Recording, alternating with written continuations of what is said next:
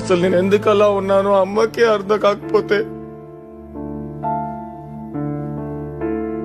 ఆ అమ్మాయికి ఎలా తెలుస్తుంది నాన్న?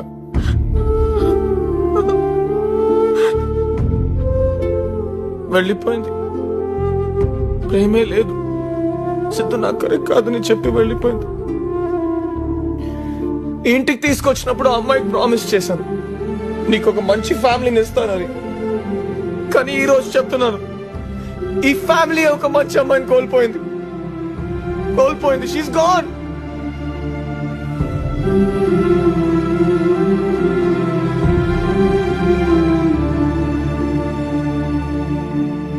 ఇప్పుడు నేనేం చేయాలి నాన్న? ఆ పెళ్లి చేసుకోవాలి, అంతే కదా? చేసుకుంటాను. కానీ ఒకటి చెప్తున్నాను, ఇప్పుడు దాకా మీరు ఇచ్చిన ఈ షర్టు, బైక్, ఆ రూమ్ లో ఉన్న వస్తువులకి వాటికి తెలియదు అవి నాకు నచ్చవని. కానీ వచ్చేదో అమ్మాయి నాన్న.